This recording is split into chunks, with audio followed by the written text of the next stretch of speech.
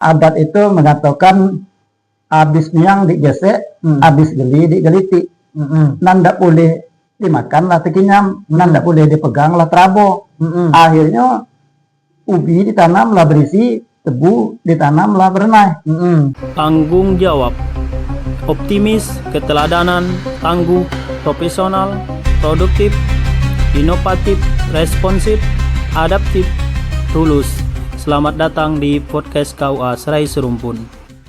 Assalamualaikum warahmatullahi wabarakatuh. Waalaikumsalam warahmatullahi wabarakatuh. Hamdan wa syukurillah wa la hawla wa la quwata illa billahil aliyyil azim. Allahumma shalli ala sayyidina Muhammad wa ala ali sayyidina Muhammad. Terima kasih banyak Pak sudah bersedia hadir di acara podcast KUA Kecamatan Serai Serumpun ini Pak. Dan kami juga menyampaikan bahwa ini podcast yang ketujuh Pak. Nah, ini perdana kami mengundang bintang tamu ataupun narasumber yang di luar dari kantor KUA Kecamatan Serai Serumpun.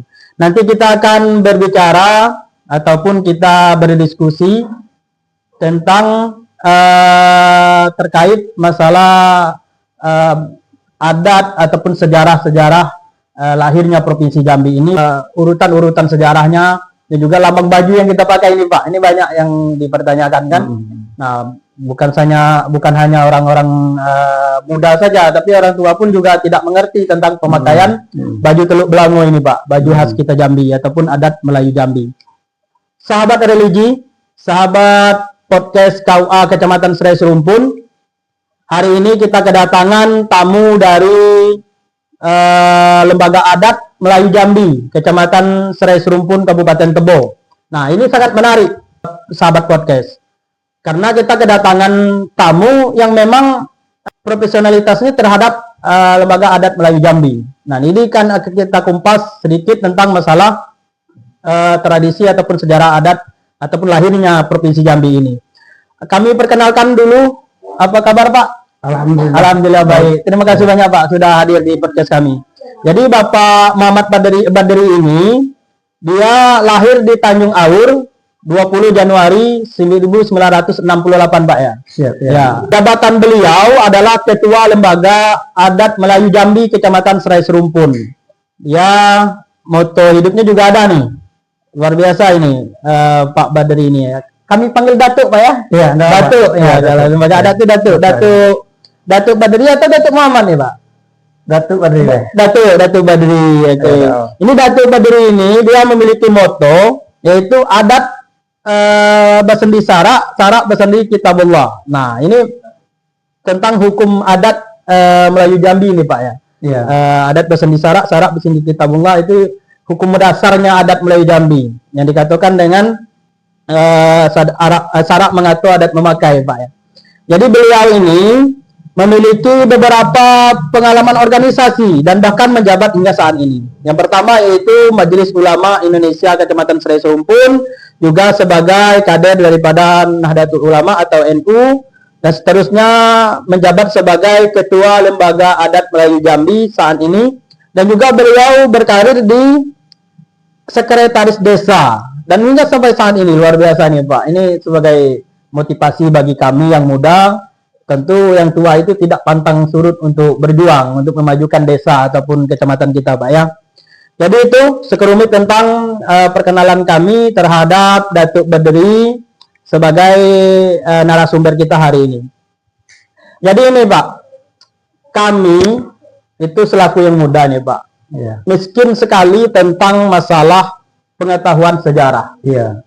Sejarah baik itu sejarah adat Melayu Jambi, bahkan masalah pemakaian itu pakai gitu ini Pak. Iya. Nah, mungkin Bapak bisa menjelaskan kepada kami dan sahabat podcast KUA Kecamatan Serai Serumpun, awal mula sejarahnya Provinsi Jambi ini lahir itu gimana Pak? Menurut sepengetahuan yang kami dapat, termasuk dari membaca buku, sekaligus mendengar sejarah-sejarah dari orang-orang tua yang terdahulu dari kita. Maka rakyat Jambi itu yaitu berdasarkan Kongres Rakyat Jambi yang diadakan pada tanggal 5 Januari 1957. Jadi rakyat ini sudah mendesak untuk Provinsi Jambi ini sebagai menjadi daerah otonomi. Otonomi khusus untuk Ah, ah. Provinsi Jambi. Namun dalam hal ini sudah lama berlarut-larut untuk diusulkan, namun belum terrealisasi. Maka oleh sebab itu, maka rakyat Jambi terus mendesak Ya. agar ini terlaksana Pak ya. bagaimana apa yang diharapkan oleh masyarakat adat dan masyarakat Jambi pada umumnya. Jadi akhirnya resolusi atau pendahuluan Kongres Pram se-Daerah Jambi tanggal 23 Desember 1957. Kemudian di situ berdasarkan juga lagi resolusi Kongres Pemuda se-Daerah Jambi tanggal 5 Januari 1957. Kemudian termasuk mendengar saran dan pendapat anggota sidang pleno Badan Kongres Rakyat Jambi. Kemudian sekaligus mendengar bahwa Badan Kongres Rakyat Jambi perlu mengambil tindakan tegas untuk merealisir tuntutan rakyat Jambi dengan menghendaki otonomi daerah sebagaimana yang kami sampaikan tadi. Kemudian di situ memutuskan bahwa menyatakan daerah Keresidenan Jambi menjadi daerah provinsi otonomi tingkat 1 yang berhubungan langsung ke pemerintahan pusat. Ya. Kemudian mengusulkan sementara yaitu saudara Datuk Jamin yang bergelar Datuk Bagindo Residen Jambi sebagai pemangku jabatan Gubernur Jambi yang pertama kali, Pak, ya? pertama kali di saat itu, Pak. Nah, barangkali ini kan zaman setelah kemerdekaan nih Pak. Ini sejarahnya sudah berarti sudah 57 kan setelah kemerdekaan. Ya. Nah tentu tidak mungkin Jambi ini lahir tanpa sejarah. Pasti ada sejarahnya. Nah barangkali Bapak mengetahui sebelum ini adakah pertemuan para datuk-datuk atau tetua-tetua kita yang menyatukan daerah kita ini Pak? Ini dari masing-masing seperti saat ini mungkin dari kabupaten suku-suku ataupun dari masing-masing kabupaten khususnya di Provinsi Jambi ini sudah mengadakan rumbuk untuk membahas tentang terbentuknya Provinsi Jambi ini. Ini tidak luput dari peran daripada agama, tokoh-tokoh agama, tokoh-tokoh adat dari Provinsi Jambi ini. Karena kan provinsi kita ini adalah mayoritas masyarakatnya sukunya Melayu Jambi. Nah, dia memiliki aturan ataupun undang-undang seperti yang moto Bapak tadi, adat bersendi syarak bersendi kitabullah. Ada syarak mengatur, adat memakai. Nah, dan itu saya dapat informasi bahwa memang aturan baku ataupun aturan awalnya itu diputuskan di Bukit Seguntang. Ini bagaimana ini, Pak? Sejarahnya. Jadi sebagaimana kita ketahui bahwa adat ini telah dahulu lahir daripada agama. Kemudian setelah masuknya agama Islam, maka tentu kan lebih tinggi aturan agama daripada aturan adat. Maka diadakanlah sidang adat yang pertama kali untuk menyatukan adat dengan syarak ini agar tidak nyelimpang dari syarak. Diadakan di Bukit Seguntang, yaitu dengan memantai Kerbau Tengah Duo. Di situ diadakan rapat yang pertama kali pada tahun 1502 Masehi. Dengan berdasarkan di situ dapatlah asal kemusyawaratan tersebut, maka seluruh musyawarah yang saat itu menjadikan dasar daripada adat ini yaitu surat An-Nisa ayat 36. Yang di situ kita tidak boleh menyekutukan Allah. Itu dan termasuk di situ terakhir tidak boleh membanggakan diri, sehingga tercerminlah di situ adat itu berkata cakap mawa-mawa mandi ngilir-ngilir berjalan kedian-kedian dan tidak boleh membanggakan diri karena sesungguhnya Allah tidak suka bagi orang-orang yang membanggakan diri ya Pak. Gitu. Jadi kalau pada dasarnya memang adat ini kan bisa dijadikan hukum Islam ketika tidak bertentangan dengan hukum syara, adalah hukum Kami yang muda ini perlu juga edukasi pengetahuan. Dan bahkan kami saat ini kan cuma tahu memakai baju teluk belanga ini saja, Pak. Bahkan kami kan kurang minim pengetahuan tentang apa sebenarnya makna daripada pemakaian baju ini.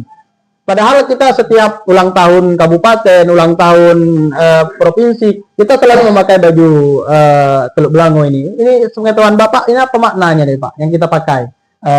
Baik, Era. Mengenai baju itu memang bukan sembarang baju. Karena di situ sudah melambangkan juga seperti kancing. Kancing ini berjumlah 5 ini. Jadi kemudian kain. Kain ini bagi yang laki-laki, itu bagi yang sudah menikah itu harus belah bawah lutut. Yang sudah menikah dia Yang sudah menikah bawah lutut. di belah bawah lutut. Kemudian yang belum menikah itu di belah atas lutut. Jadi sebagai ciri tanda kita bahwa orang menilai masyarakat itu bisa menentukan ini masih bujang dan ini sudah menjadi sudah mempunyai istri. Jadi di situ untuk sebagai unsur agar tidak terjadi yaitu seperti perselingkuhan ataupun katakanlah nanti tercagil kan istri orang. Jadi di situ adalah diberikan beritahu begitu juga bagi perempuannya. Itu ini sahabat podcast KUA Kecamatan Serai Serumpun. Jadi kata Datuk Badari ini, jika kita berpakaian Teluk Belango ini bukan sembarang pakaian, berarti ada filosofisnya masing-masing. Mulai daripada peci kita, tentunya kita ini lebih cenderung kepada Islamnya atau ini Pak ya. Nah, dan juga jangan salah-salah kita memakai kain. Karena jangan sampai kita sudah menikah tapi kainnya di atas lutut. Dianggap kita bujangan oleh para lain yang mengetahui tentang hal itu. Kemudian ini apa nih Pak? Yang 5 kancing baju ini. Itu ya termasuk mencerminkan rukun Islam dasar kita. Gitu. 5. Jadi, kalau peci harus hitam peci Melayu kita ini Pak. Ya itu melambangkan nasional. Kalau untuk kita sudah ditetapkan pipi hitam lawan daripada pakai harian kita. Terkecuali pakaian adat khusus yaitu merupakan tanja khusus. Jadi itu menarik diskusi kita, sahabat podcast. Mungkin Datuk juga punya pesan nih terhadap generasi muda terkait masalah mungkin adat itu melambangkan bahwa kita punya jati diri. Kalau saya berpendapat seperti itu tuh, bahwa adat atau sejarah itu adalah jati diri kita, prinsip hidup kita. Kenapa kita sebut seperti itu? Seandainya perbuatan kita di luar daripada syarat mengatur adat memakai, berarti kita sudah berbuat hal yang tercela, di luar daripada konteks agama. Berarti kita menjadi orang yang celaka dunia dan akhirat. Jadi mungkin barangkali pesan Datuk terhadap generasi muda. Baik. Dalam hal ini saya menghimbau khusus kepada generasi muda yang sebagai regenerasi untuk penerus pelaksana adat di Provinsi Jambi ini, adat yang bersandikan syarat bersandi kitabullah, syarat mengatur adat memakai. Tentunya mari kita tingkatkan adat istiadat kita yang tadi dikatakan sebagai jati diri yang untuk kita implementasikan di tengah masyarakat kita agar masyarakat kita menjadi masyarakat yang beradat dan berakhlak serta agamis. Maka saya menghimbau dalam hal ini kata adat itu cincang kelupuk kulit bambu ramu-ramu di rumah tinggal, lusu-lusu diperbaru adat lama jangan ditinggal. Tadi kan kita memberikan pesan terhadap generasi muda. Sekarang kita bagaimana pesan Datuk terhadap lembaga-lembaga yang ada di Kecamatan Serai Serumpun wabil khususnya? Ini bagaimana ini tuh? Baik, terima kasih. Sedikit pesan saya yang perlu mungkin sebagai untuk kita laksanakan, di mana adat itu mengatakan habis niang digesek, habis geli digeliti. Nanda boleh dimakan lah tekinyam, nanda boleh dipegang lah terabo. Akhirnya ubi ditanamlah berisi, tebu ditanamlah berenai. Maka oleh sebab itu jangan sekali-kali kita bersenda gurau yang berlawanan jenis. Akhirnya karena tidak ada lagi rasa takut kita, rasa bersalah kita akhirnya terbiasa. Terbiasa jadi sifat, terbiasa jadi nyimpang. Padahal itu sangat tidak dibolehkan oleh agama maupun adat. Ya itu sebagai tambahan. Berarti sama tak dengan kata pepatah ini tuh, kalau masak tak boleh dimakan. Iya. Kalau jatuh tak boleh diambil. Kalau dipegang luka tangan, kalau bungkus cabai kain. Iya. Apakah itu maksudnya juga tuh? Ya lebih kurangnya Lebih kurang seperti itu. Artinya Ya, apa? seperti itunya. Adapun kesempatan kalau dengan bini orang, kalau kita pegang luka tangan. Iya, luka Kalau kita tangan. bungkus cabai kain, Iya, cabai artinya kain. tak bisa gitu walaupun lah masak kita boleh kita makan, Iya. walaupun lah jatuh tak boleh kita. Betul, Berarti ini sama tuh ya. Sama itu tujuannya. Semuanya untuk membina agar tidak terjadi Hal yang perselingkuhan di dalam instansi apapun. Ini untuk khususnya Iya, iya. kurang lebih demikian lah. Iya itu. Oke. Terima kasih banyak tuh atas waktunya sehingga kita sampai di penghujung acara.